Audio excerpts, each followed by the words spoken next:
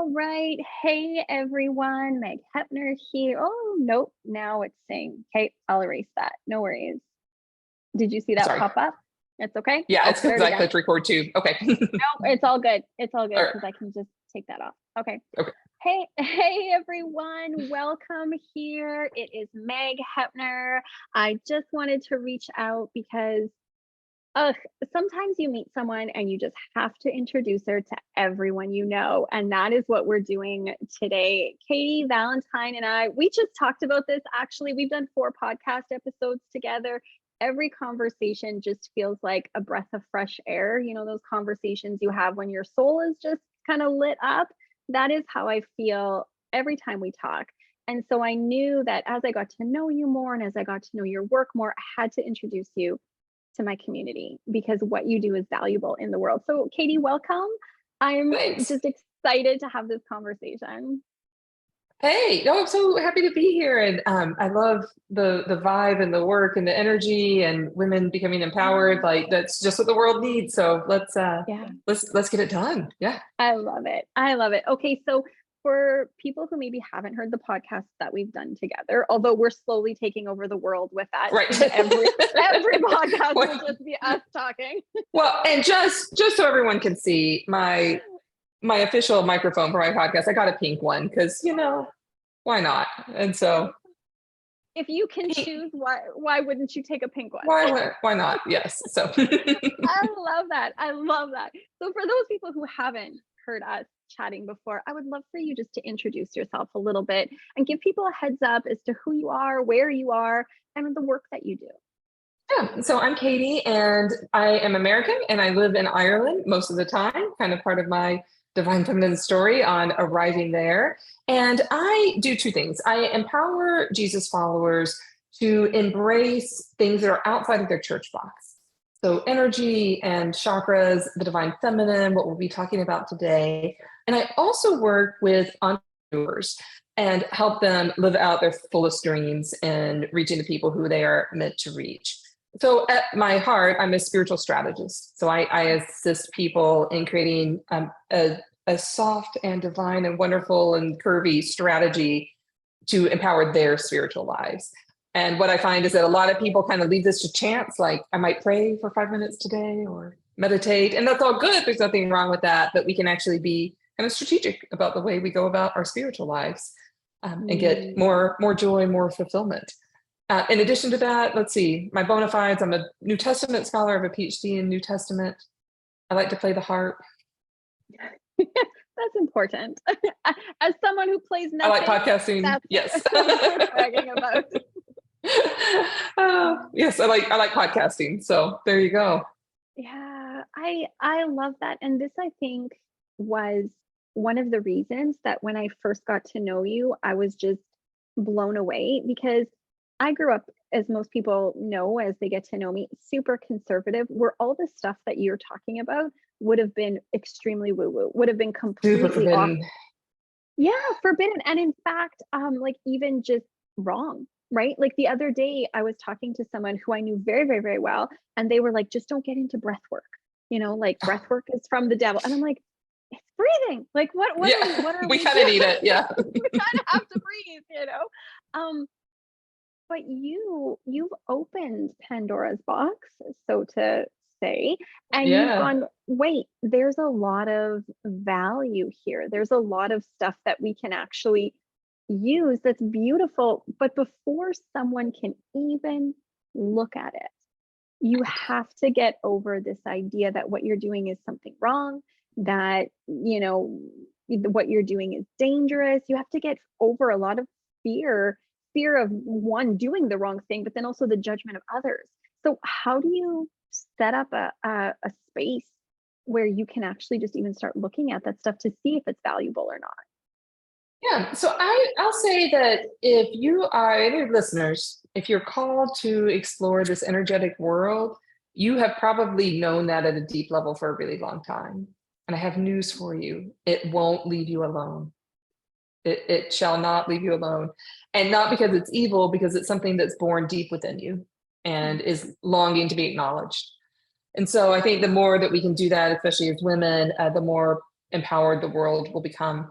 And so my suggestion for those who are really operating with a lot of old stories around this, I totally get it. Know you're loved and supported, but you can explore without committing. Mm. And so at this point, you can read, you can listen, you can go down YouTube rabbit holes.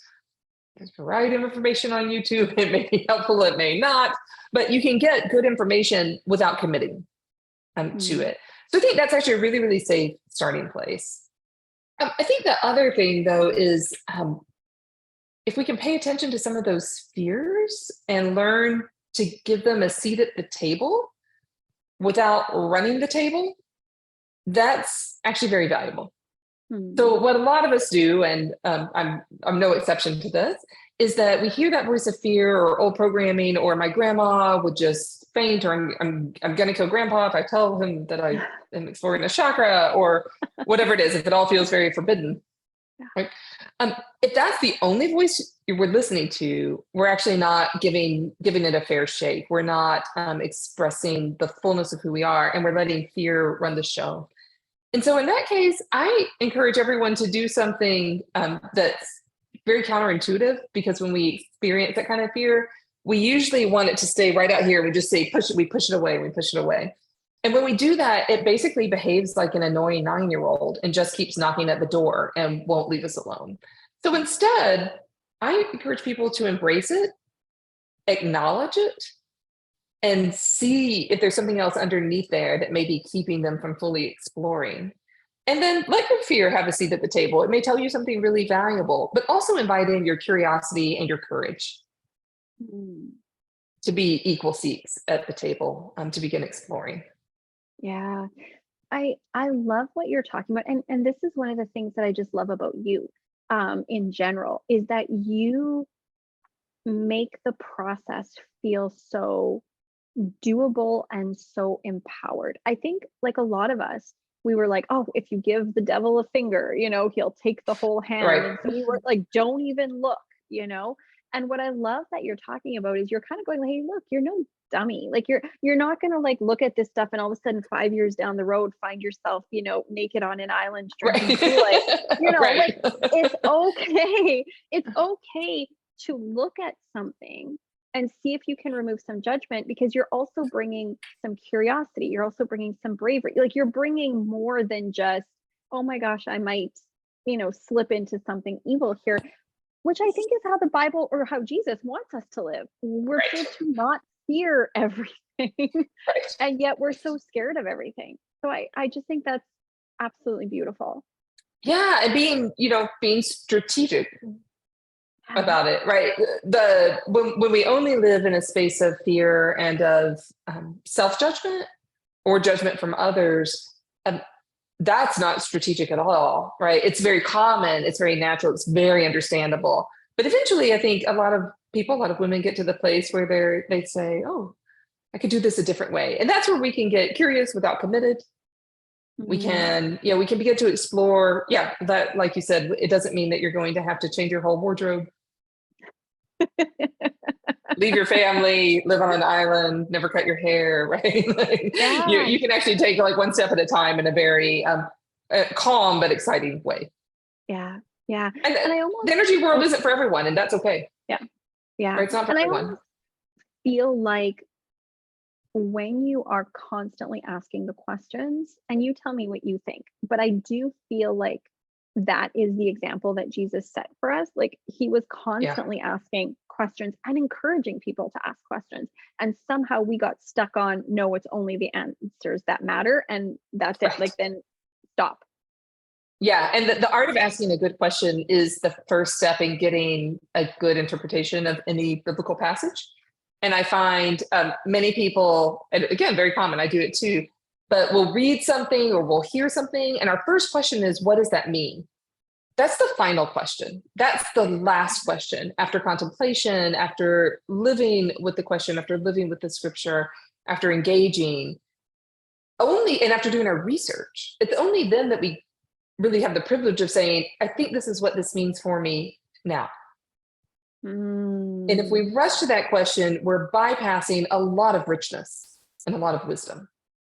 Yeah, that's so fascinating to me. And I have to tell you, I'm going to spend a big chunk of today just thinking about that because we do live in like an instant world, Right. like, do I want to know something? I can Google it. Like, even, I have two kids, and sometimes we'll be talking about something and they'll go, like, oh, just let me check. I'll Google it. And then they have the answer. Like, there's no, I just remember when I was a kid, we'd have to be like, hey, dad, could you take me to the library? Because I want to go see the encyclopedia. Yeah, And then right. wrestling with the question, like, everything is so instant that we read something and we go yes or no immediately, instead of, oh, I should think about that and wrestle with it and talk to other people about it and look at what other information there is. So I think that that's really beautiful, and you really pointed that out in a new way for me. I love that. Yeah. Oh, right. Well, and yeah, Yeah, revelation takes time. yeah. So we may receive a explosive insight or revelation or mystery or something may be present in our lives. We're not going to know what that means for a while because we have to live with Mm, it. And yeah. that's part of the beauty of that's part of the mystery of the Christian life, of the spiritual life, of however it is that we define that for ourselves. Yeah, I love that. I think that's beautiful. One of the things that I know that you focus on is the divine feminine, Yeah. um, and really discovering that.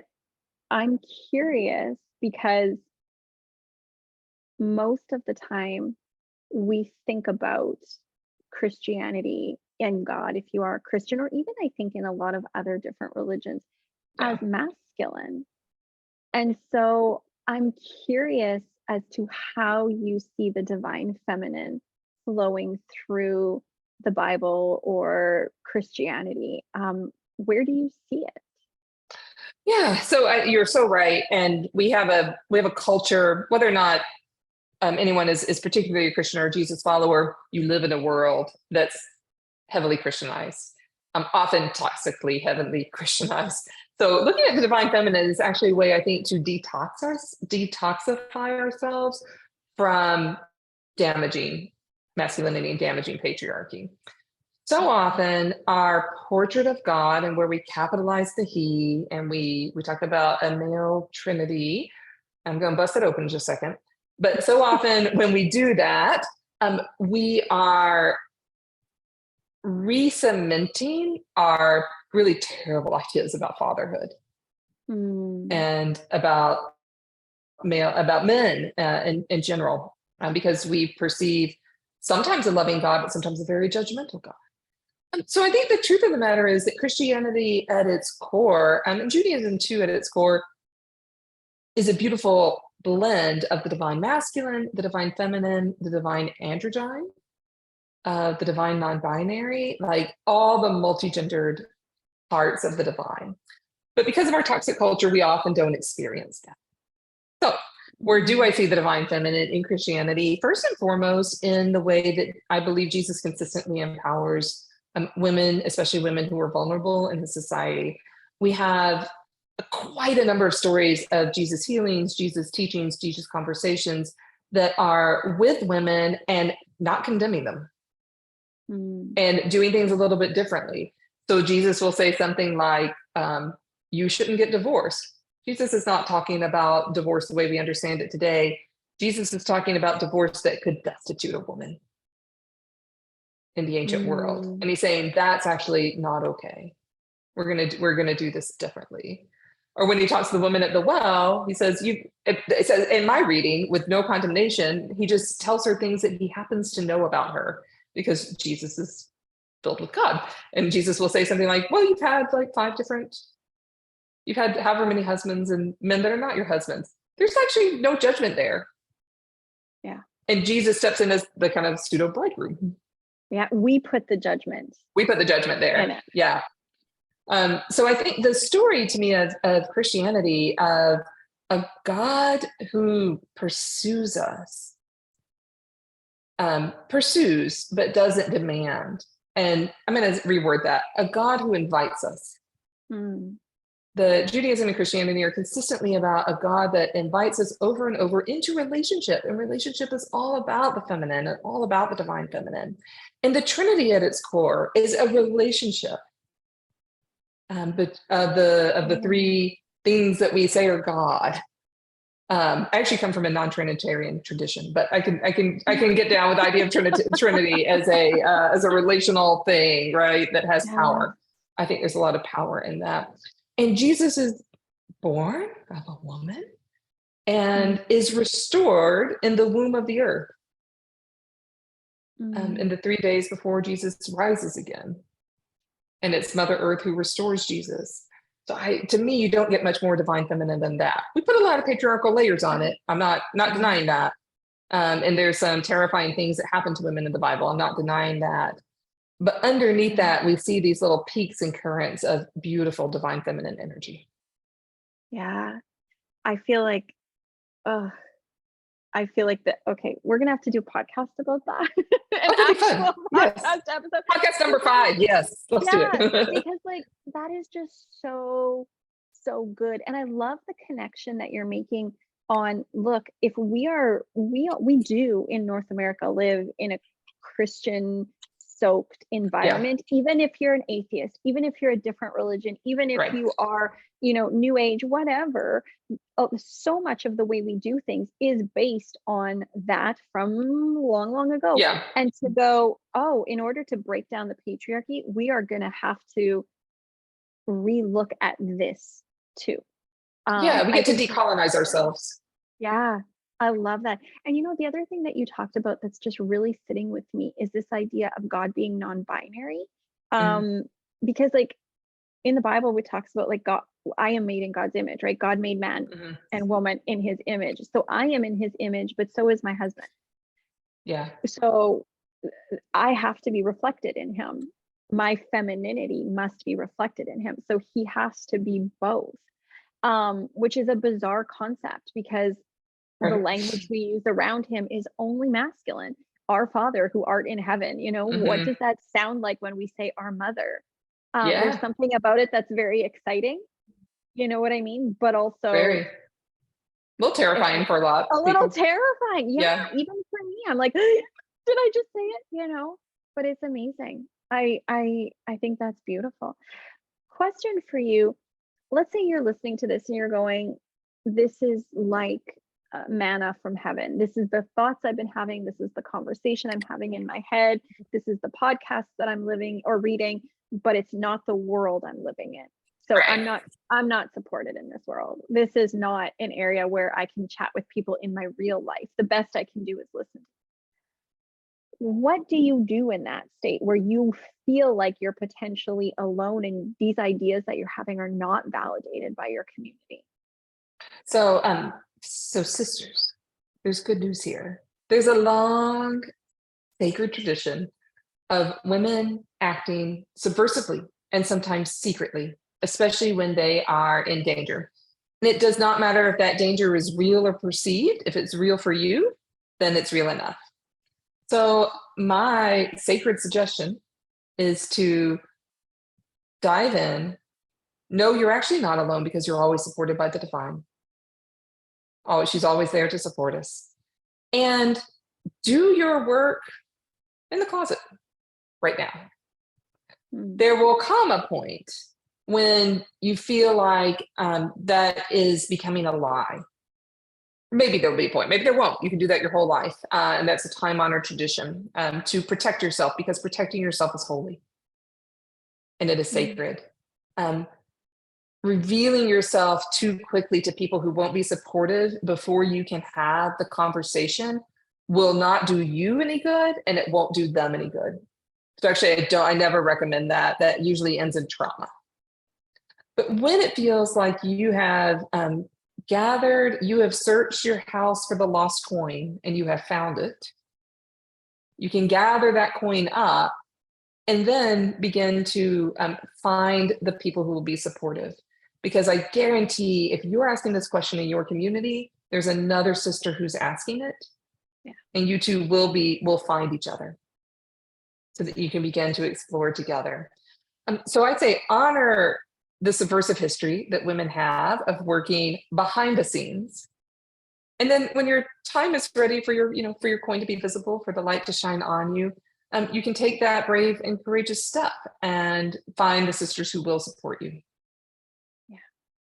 I love that. I love that. And I would encourage anyone who is listening to this who's going, okay, I'm not maybe ready to speak to someone in my own circle, but I'd love to speak to someone or dive into this work more. I would so highly recommend that they get to know you, Katie, and that they Oh, thank get you. to dive into your work, honestly, because like I said, you do take this very spiritually new ground for a lot of people and you make it safe. Like you make that a very safe environment. And so I would highly, highly recommend that Oh, thank you. anyone do that. Yeah, no, absolutely. Yes. And for my listeners, you have a gift for them to Yeah. also help them along the way. So tell us a little bit about this because I got a sneak peek. I already saw it and I loved it. Oh. Tell people a little bit about it. Yeah, so this is I've created just a little book, little ebook. It's just not too long, so you can actually read it, but made it informative. So it's not like a one-page thing where you get 3 stars in big print, but doesn't actually tell you anything. So just saying. So if you are ready to unleash the divine feminine in your life, the book is called "Discovering the Divine Feminine in Christianity." 3 hidden places where she's been hiding all along. So really honoring that theme of kind of secrecy and subversiveness. So the book will tell you within Christianity, we cover the Bible. I cover some empowering Christian women figures. We even talk about the Holy Spirit. Said I would bust that open, and then I forgot. So I'll just give a little preview here.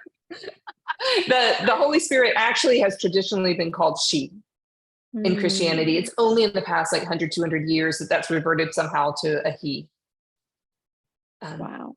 Somehow within Christianity. Yeah, so this book will guide you Yeah. through some of those key figures and ways that we have not always honored the divine feminine in the Christian story. So this is great for those who are Jesus followers. If you're someone who kind of lives in Christian culture and you want to explore, it might be a good fit for you too, just so you arm yourselves with a little bit of knowledge.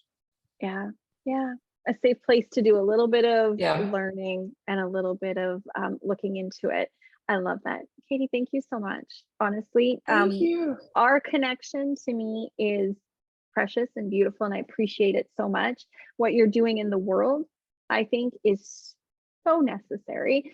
You were definitely born for a time such as this because Oh, the work thank the you. work that you're doing is meant to be done now. And so thank you for taking the time to share this with us. Thank you for the free gift for everyone. Really appreciate that. And thank you for chatting with me today.